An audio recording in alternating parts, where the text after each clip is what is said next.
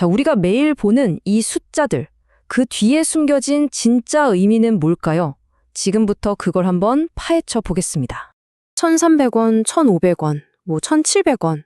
이런 숫자들 우리 화면에서 매일 보잖아요. 근데 이게 그냥 단순히 가격이 아니라는 겁니다. 여기에는 사실 훨씬 더 깊은 이야기가 숨어 있거든요. 네, 바로 이겁니다. 환율은 그냥 숫자가 아니라 신뢰다. 오늘 우리가 나눠볼 이야기의 핵심인데요. 이걸 이해하면 통화 가치를 보는 눈이 완전히 달라지실 겁니다. 자, 그럼 이게 단순한 숫자가 아니면 대체 뭘까요? 이건 말이죠. 매일같이 전 세계가 한 국가의 신뢰도를 평가하는 그런 거대한 시장의 집단적인 목소리라고 할 수 있습니다. 한번 상상해 보세요. 매일, 아니 매 순간 전 세계의 수많은 투자자들이 딱 한 가지 질문에 답을 하고 있는 거예요. 지금 이 나라에 내 돈 맡겨도 괜찮을까? 그 수많은 대답이 하나로 모여서 딱 나타나는 게 바로 환율이라는 거죠. 그리고 이 실내 투표가 벌어지는 곳이 바로 외환시장입니다. 하루에 거래되는 돈이 얼마인지 아세요? 무려 6조 달러가 넘습니다. 정말 어마어마하죠? 이 상상도 못할 돈의 흐름이 한 나라의 신뢰도를 실시간으로 아주 냉정하게 평가하고 있는 겁니다. 자, 그럼 이런 생각이 들죠. 왜 하필 외환시장이 이렇게 냉정한 심판관 역할을 하는 걸까요? 우리가 흔히 아는 주식이나 부동산 시장하고는 뭐가 그렇게 다른 걸까요? 그러니까 주식이나 부동산은요, 그럴듯한 설명이나 단기적인 부양책 같은 걸로 가치를 좀 포장할 수가 있어요.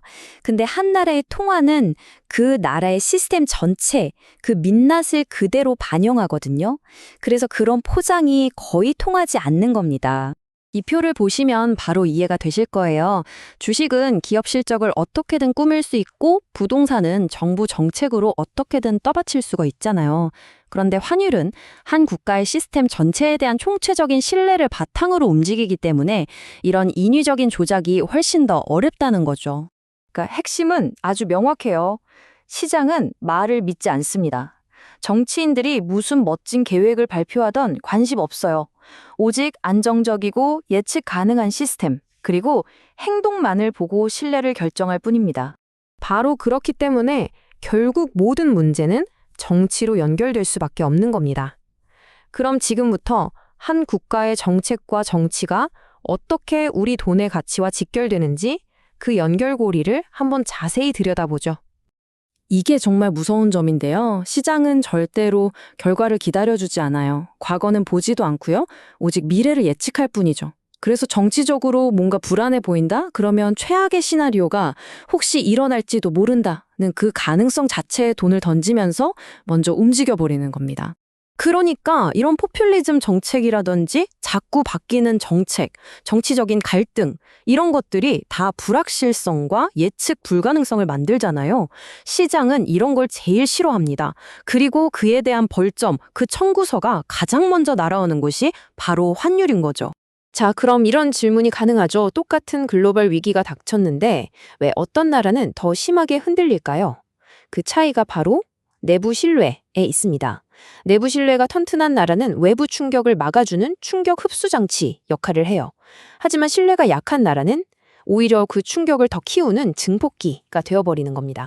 신뢰가 이렇게까지 중요하다니, 그렇다면 그 중요한 신뢰가 무너지고 있다는 신호, 우리는 그걸 어떻게 알아챌 수 있을까요? 그 첫 번째 신호가 바로 환율입니다.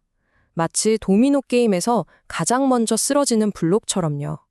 주식시장보다도 빠르고 우리 같은 일반 사람들이 실물 경제에서 뭔가를 느끼기 훨씬 전에 환율은 먼저 반응하고 쓰러지기 시작하는 겁니다.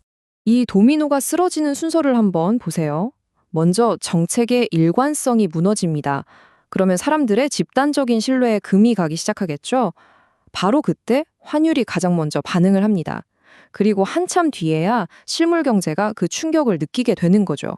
그러니까 우리가 뭔가 이상한데? 라고 느낄 때쯤이면 사실 이미 꽤 늦었을 수도 있다는 이야기입니다. 그래서 정치인들이 나와서 환율을 안정시키겠습니다 라고 외치기 시작하면 시장 참여자들은 이미 알고 있는 거죠. 아, 저건 환율 문제가 아니구나. 근본적인 신뢰에 이미 깊은 금이 갔다는 뜻이구나 하고 말입니다. 자, 그럼 이 모든 이야기를 종합해 볼까요? 결국 한 국가의 신뢰도를 나타내는 이 최종 승적표는 대체 무엇으로 채점되는 걸까요? 시장은요, 도덕적인 심판관이 절대 아닙니다. 우리의 의도는 정말 좋았습니다. 이런 변명 전혀 듣지 않아요. 관심도 없고요. 오직 딱 하나만 봅니다. 이 나라 시스템 예측 가능해? 그리고 계속 유지될 수 있어? 이 질문에 대한 답이 전부인 겁니다. 결국 이게 우리가 얻어야 할 궁극적인 교훈일 겁니다.